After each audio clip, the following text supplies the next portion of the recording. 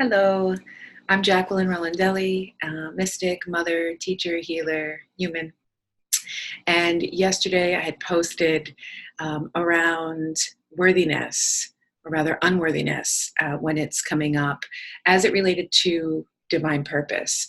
But it's actually for um, everything that comes up inside of us that we're afraid to face, that is uncomfortable, that is painful, any of the feelings when we're spiraling or we're looking for something or where we feel triggered. Somebody around us may do something and we might internally feel some sort of a defense or a pain or go into a straight up trauma. That happens quite a bit. So what do we do with all of this? Instead of shutting down, what we really want to do is hold space for it. And it's wonderful to have other people to hold that space for us, but we need to care for ourselves. We're responsible as individuals for our own feelings and, of course, to hold space in community. But what can we do to respond to a trauma, a trigger, a feeling, a self-loathing, shame, unworthiness, all the things that tend to come up, and we want to keep shoving them down. But the idea is that as soon as they come up, as soon as the energy comes up, if we're in a space where it's not overly traumatic, right, then we can just know that, okay, let me start breathing. It's like birth breathing. And just start to breathe, and then find a place in your home or outside, wherever you can get comfortable for a minute, and just immediately begin to self-soothe. And I'm going to take you through an exercise to do that. And if you're walking down the street, I mean, this happens all the time. I was out dancing the other night and I was so triggered in my body because this man was breathing behind me, and he has his right to breathe. It has nothing to do with him, but it does. In my own interior world, there was something that was triggered in me and I felt unsafe. So what am I going to do then? I have to self-soothe. So we use these tools to care for ourselves. Really, really important. And so in that moment, it's really good to start understanding what actually brings you soothing. Like, I wasn't moving away from it. I was very in consciousness aware that I suddenly feel unsafe. How can I care for myself? And so in that moment, when I was dancing, I began to hum and sing to myself. And that for me alleviates trauma, and it helps me to restore a greater balance inside my body so that I can understand that I actually am safe. It's just that something is needing my loving attention. And so I cared for it. And the more we care for ourselves, the more trust we build. And I want to say equanimity. The more trust we build inside, and we start to feel like, wow, I can really, this chick has my back.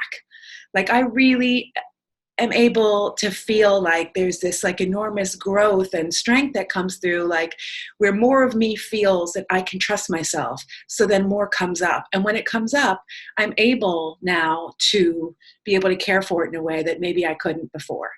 And when it's like really too much, well, not even when it's really too much, I always get support because I live it. I understand that we are human beings on a journey and we need to be loved up on and be cared for.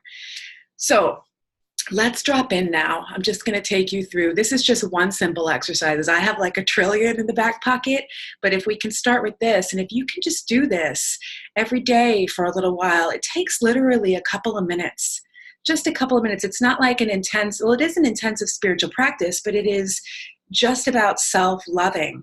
So when self-loathing or something comes up where you're like, I don't know who I am, where we have those moments where we forget, or we are like struck at the core because something really impacted us, then I'm going to instruct and invite you to just drop into breath. So just gently close your eyes and just immediately connect with your body, with your flesh. Sometimes I give little kisses and I'm like, all right, the same way that we care for our children, or that we care for our sisters and our husbands and our people, is the same way that we need to learn to care for ourselves. If somebody is scared, if somebody needs support, what do? We attend to them. So now we need to attend to ourselves. Um, so just dropping in and taking a few breaths. And I generally start to rock back and forth because, again, it's another mechanism of self soothing. Sometimes I make noises because I'm a shamanic birdie and I just do things. Just listen to your body and whatever it needs to express, just allow it.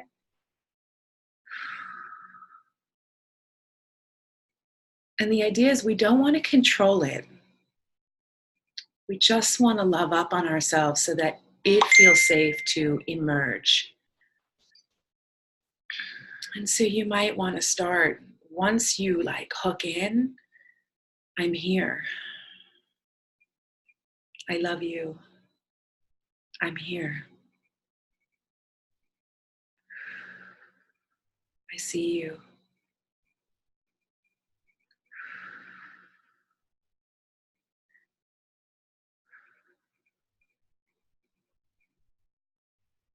I feel you.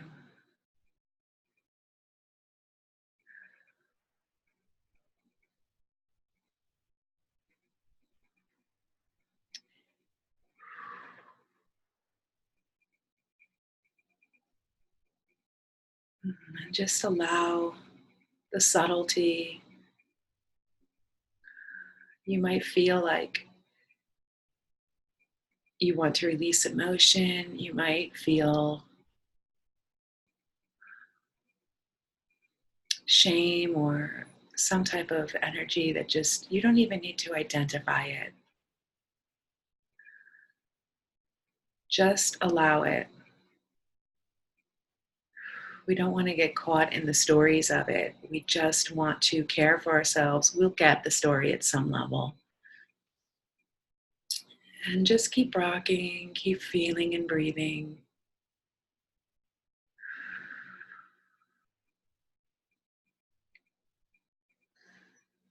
I'm here for you. I'm listening now.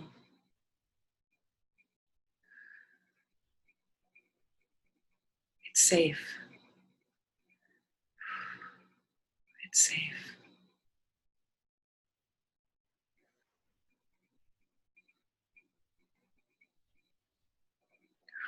It's safe.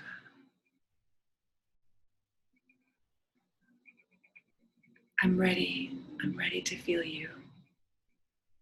I invite you forward. It's safe now.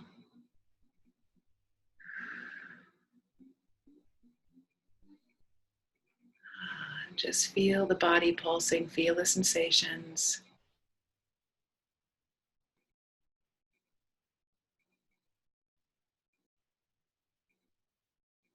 Now, if you're somebody who feels connected to spirit, to the goddess, to whoever it is, your ancestors, all the same thing, I invite you, when you begin the process, to invite them in to support you.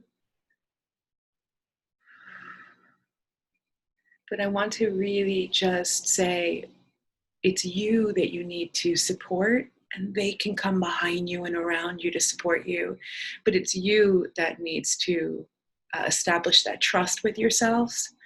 Um, because in establishing that trust with self, then it's easier for us to lean back into the supports that are there, spirit, however you want to look at it. Maybe it's a family member. Maybe it's your father that you need. Last week, I needed him.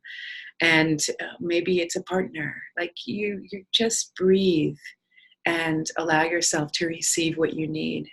And just you can say aloud, whatever, I allow myself to be nourished now.